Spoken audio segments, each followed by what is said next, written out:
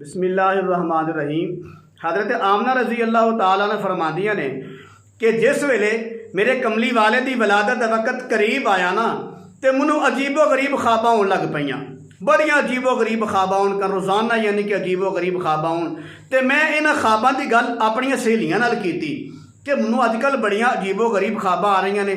ज्यों ज्यों बच्चे की विलादत का वक़्त करीब आ रहा है तो मैनू बड़ियां अजीबो गरीब ख्वाबां आ रही ने। तो सहेलियां कहन लगियां जो साडे नाल भी मामला बनता है ना तो सानू भी अजीबो गरीब ख्वाबां होंदियां ने, लिहाजा ये इस वक़्त ते आके औरतां नू साया हो जाता है, औरतां नू साया हो जाता है।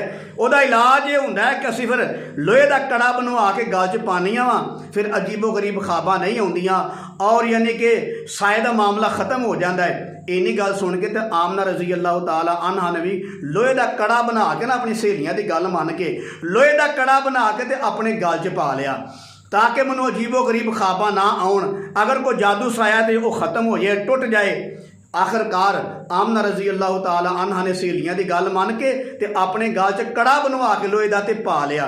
जो फिर सुतियां ना उस रात, जो रात आराम फरमान लगी अपने घर कमरे दे विच ते राती सुतियां पिया, फिर अल्लाह पाक ने ख्वाब च एक बड़ा प्यारा मंजर विखाया कि सामने एक आदमी खलोता होया है, सफ़ेद दाढ़ी है, सफ़ेद चेहरा मुबारक है, सफ़ेद पगड़ी है, बड़ा ही खूबसूरत इंसान है माशाअल्लाह। उन्हें मेरे सामने आके ते मेरे कड़े वाल इंज उंगल का इशारा किया ना तो मेरा कड़ा टुट गया है। ਉਹਦੇ टोटे टोटे हो गए ने, कड़े के पुरजे पुरजे हो गए ने। तो आमना रज़ी अल्लाह तआला ना पर बयान फरमादियां ने, कहंदी मैं बड़े परेशान हुई तो मैं पूछा बुजुर्गो तुसां की कीता है? ये तो मेरा इलाज है, मैनू अजीबो गरीब ख्वाबां होंदियां सन, मैनू साया हो गया सी, ऐ ते सहेलियां ने मेरा इलाज दस्सिया है तो तुसां मेरा इलाज खराब कर छड़िया, तुसां कड़ा तोड़ छड़िया, ਉਹਦੇ टुकड़े टुकड़े हो गए ने, तुसां ये की कीता है?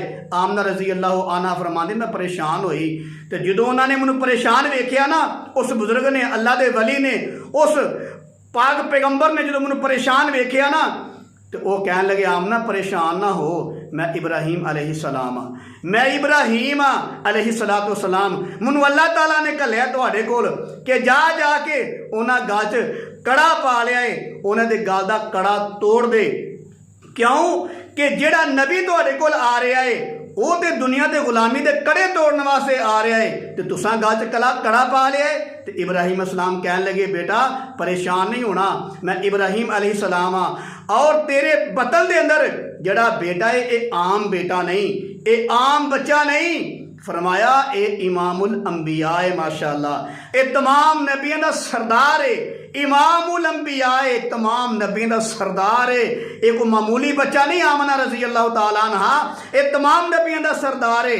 तो उन्होंने तो दुनिया के उत्ते आके दुनिया के गुलामी के कड़े तोड़ने ने, शिरक के कड़े तोड़ने ने, बिदत के कड़े तोड़ने ने, जना चोरी डाके फिस्को फजूर गीबत चुगली हर किस्म का कड़ा उस नबी ने आके तोड़ छड़ना है। तो साड़ी गैरत ने गवारा नहीं किया कि जेड़ा साढ़े आका, जेड़ा साडा कमली वाला, जेड़ा साडा इमामुल अंबिया दुनिया के कड़े तोड़न वास्ते आए तो उन्होंने वालदा मोहतरमा आप ही गल च कड़ा पा लवे।